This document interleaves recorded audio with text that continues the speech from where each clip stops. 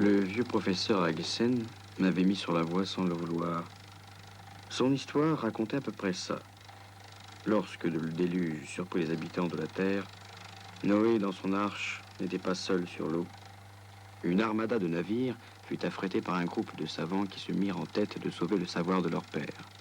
Ils chargèrent leurs vaisseaux de multitudes de parchemins, de véritables bibliothèques flottantes. Les navires éventrés firent naufrage, emportant par le fond leurs précieux trésors. La mer, au fil des jours, des semaines et des mois, finit par effacer l'encre de tous ces manuscrits. D'après le vieil Agesen, la mer enfermerait jusqu'à présent toute la mémoire du monde. J'avais effectivement entendu rapporter par les marins réchappés du naufrage que le noyé voyait ainsi apparaître sous ses yeux certaines images de son existence. Certains vont jusqu'à rapporter des cas de marins qui virent ainsi défiler toute leur vie. Se pourrait-il donc que la mer ait un quelconque lien avec les mémoires individuelles?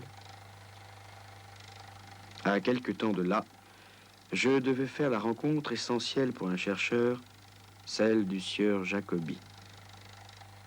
C'était un cas étonnant d'amnésique, un cas comme il y en a dans tous les demi-siècles, dont rêve tout homme honnête assoiffé de science et de vérité.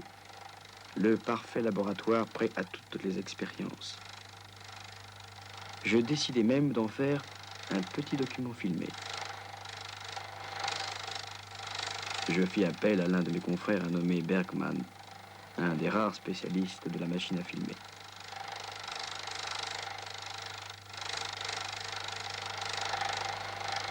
Ce 17 décembre 1901, j'étais prêt pour commencer. J'allais enfin pouvoir vérifier le bien fondé de mon intuition. Suffisait-il d'immerger et d'approcher de la noyade les amnésiques pour qu'ils retrouvent leur mémoire? Je n'avais plus de temps à perdre. Jacobi devait avoir une quarantaine d'années. Très tôt orphelin, il était bien entendu incapable de se souvenir du moindre événement de son existence. Il m'avait été cédé par sa famille adoptive, des fermiers du Lowland. Personne ne savait rien sur lui. Les rares fois où il était capable de s'exprimer, il prononçait quelque chose qui ressemblait à ces 3 syllabes. Jacobi. Alors les fermiers l'avaient appelé comme ça. Je devais travailler dans le secret du laboratoire, à l'abri des regards indiscrets. À la vérité, les premiers contacts ne furent pas les plus faciles. Je dirais même qu'ils furent plutôt difficiles. Nous étions le 20 février 1901. Cela faisait plus de 2 mois que j'avais commencé mes expériences, mais toujours sans résultat.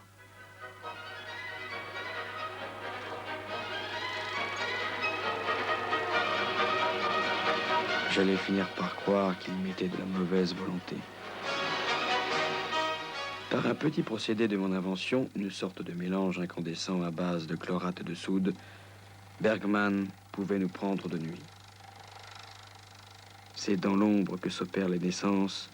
C'est dans l'ombre que je devais accoucher de l'identité de celui que l'on appelait le sieur Jacobi. Le 9 mars, il se passa quelque chose d'inattendu, de surprenant. Un événement extraordinaire pour le chercheur au désespoir de voir avancer sa quête de savoir. Une larme. Une larme. J'étais à 2 doigts de renoncer, j'étais prêt à abandonner. Et maintenant, devant moi, s'étalait le fruit secret de mes efforts, de ma constance. Mes espoirs renaissaient aussitôt devant si sublime signe du ciel. Une larme. Il fallait fêter l'événement. C'était peut-être un peu maigre en comparaison à mes prévisions, mais c'était clair. Si Jacobi pouvait pleurer, c'est qu'il se souvenait. Mais de quoi diable pouvait-il se souvenir? Le bougre d'homme.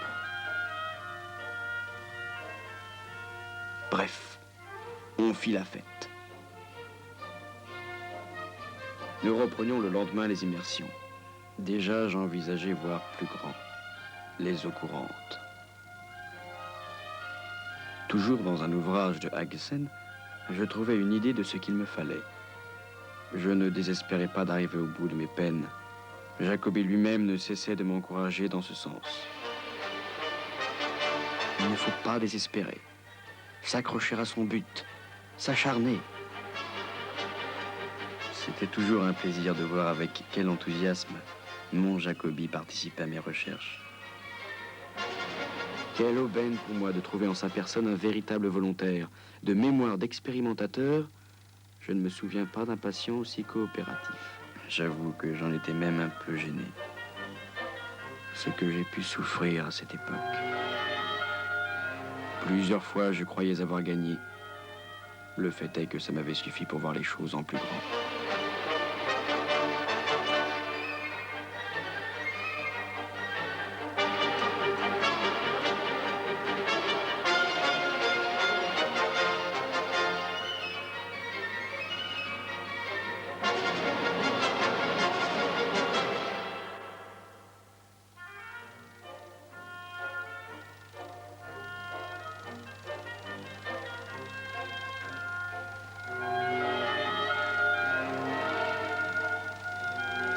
J'étais incapable de savoir où j'étais. Et qui était cette jeune femme qui se penchait sur moi? Mais que me voulait-elle? Je dois dire qu'au cours de ma propre expérience de noyade, je devenais lentement amnésique. Comme si l'eau de la rivière effaçait mes souvenirs, comme jadis la mer effaça l'encre des parchemins. Je devais en être là de mes réflexions, lorsque soudain Jacobi eut un geste de génie. Il se mit à saler ma soupe. C'est que dans ce cas, tout n'était pas perdu. Les immersions n'avaient rien effacé du tout. Il faisait à la fois un geste intelligent et me montrait une certaine amitié.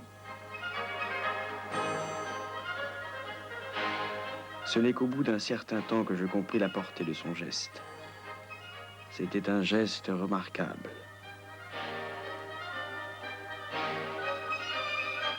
Le sel. Le sel. Mais bien sûr, le sel! Le pauvre bougre essayait de me faire comprendre qu'il fallait le plonger dans de l'eau de mer.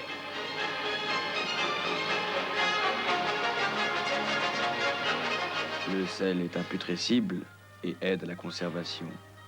Et son piquant n'est-il pas assimilable à la perspicacité d'esprit? J'étais maintenant convaincu que je tenais là le secret des visions des noyés. Le secret de la mémoire. Ce devait être dans ces multitudes de grains de sel que la mer enfermait ses trésors. J'y étais. Je tenais là le fruit de mes recherches, et c'était ce brave Jacobi qui me guidait sans le savoir. Incroyable. Les voies de la science.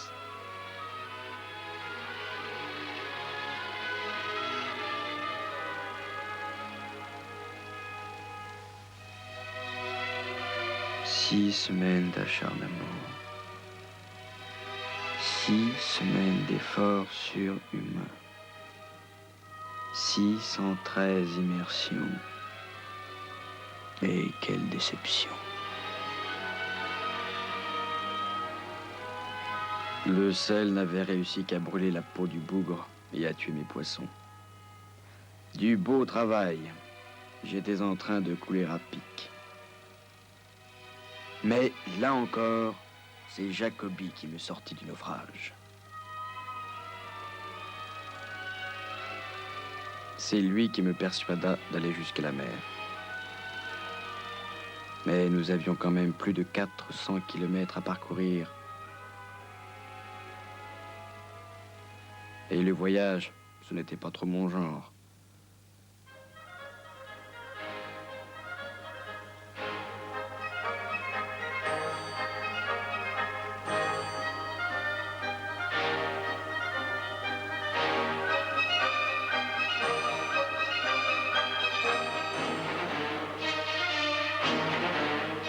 Qui sait si ce voyage n'était pas pure folie?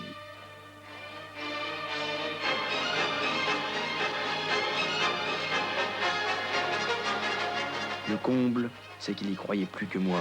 Il était tout à fait persuadé que je parviendrais à lui retrouver sa mémoire. Je leur trouvai un beau logis comme première étape. Une sorte d'auberge qui, par son charme, nous rapprochait de la nature. C'est ce qu'il fallait.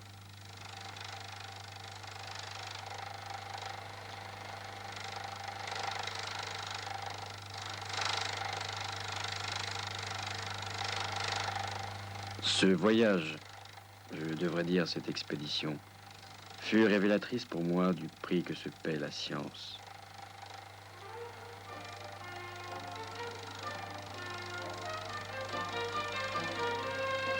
C'était un spectacle émouvant de voir cet homme sans père ni mère, prêt à affronter n'importe quelle épreuve, à la recherche de sa mémoire, comme s'il fallait absolument qu'il se souvienne de quelque chose.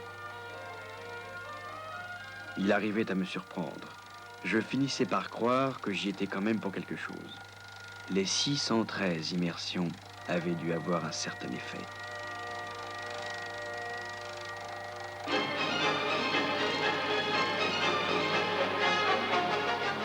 L'humidité nous indiquait progressivement l'approche de la mer. Il fallait lutter contre des éléments parfois déchaînés. C'est que la science se paie cher et demande de grands sacrifices.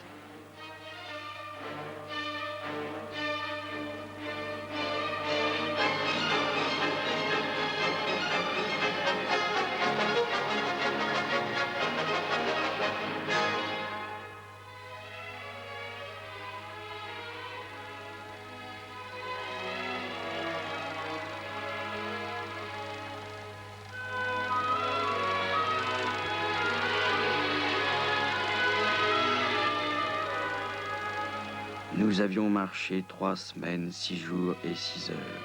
Le 20 août 1901, à 7h17 dans la matinée, nous arrivions au Limfjord, à 3 heures de marche de la ville de Skive.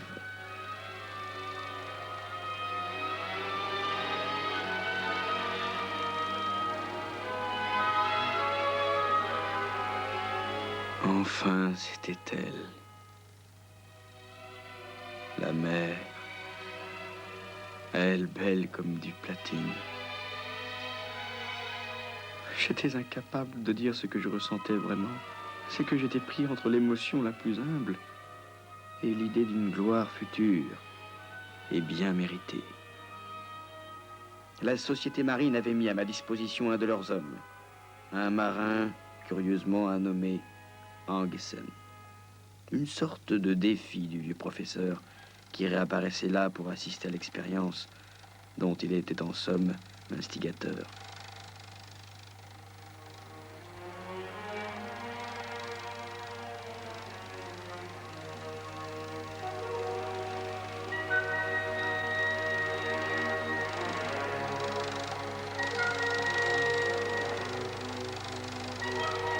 Cinq jours que nous étions là, à nous acharner, mais rien, toujours rien. Nous pêchions dans le vide.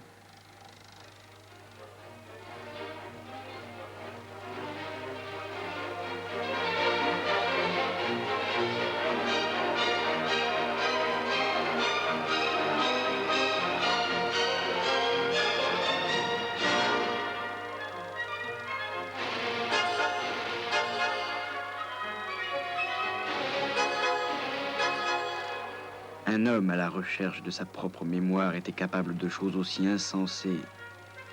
C'était magnifique à voir. Il avait acquis une capacité surprenante de rester sous l'eau. Le marin Angesen lui-même en était surpris.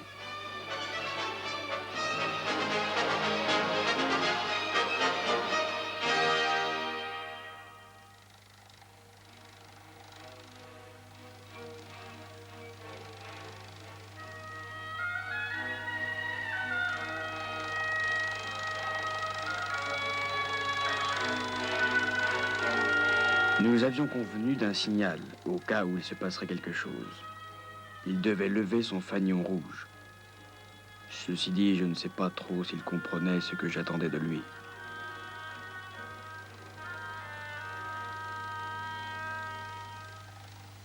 Après 7 longues tentatives ce jour-là, je décidai d'interrompre et remettre le lendemain. Nous étions éreintés, mais Jacobi, lui, était furieux, il ne voulait pas s'arrêter. Bergman non plus, d'ailleurs, avec sa caméra. Je suppose qu'il était fasciné. Jacobi avait dû finir par lui glisser une sorte de, disons, virus du film.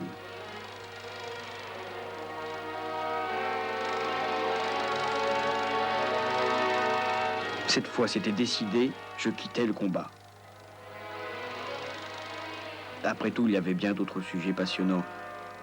Pourquoi, par exemple, certains idiots sont doués d'une mémoire phénoménale?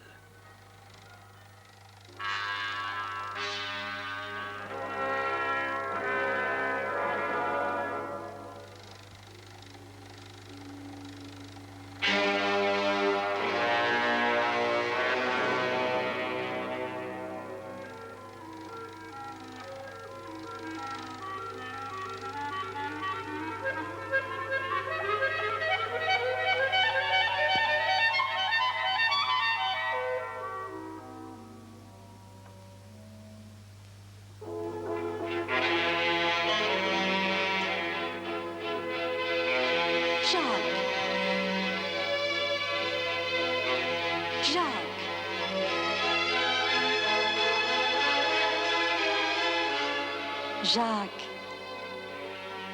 Jacques, obéis à maman.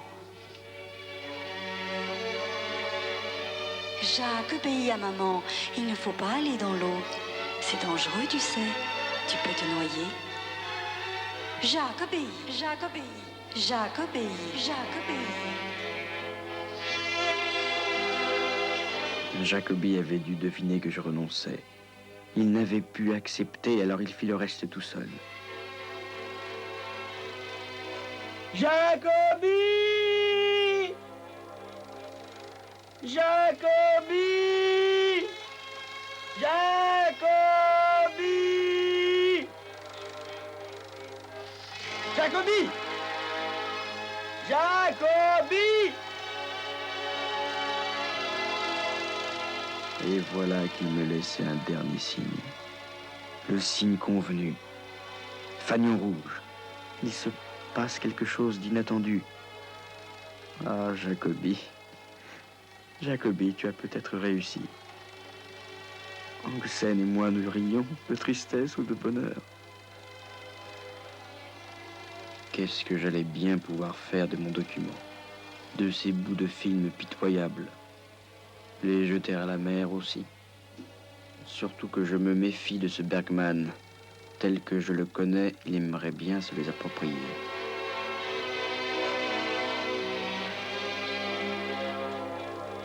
Je réussis à sauver in extremis le document. Ce vieux fou de Umlum était bien décidé à les balancer à la mer. Je récupérai la boîte et fis un montage plus ou moins heureux de la chose. Le professeur Umlum ne devait pas poursuivre ses travaux bien longtemps. 3 mois passèrent, il fut renversé par une voiture à cheval. La commotion qui s'ensuivit lui fit perdre une grande partie de ses facultés mentales. Il reste là des heures à contempler la mer.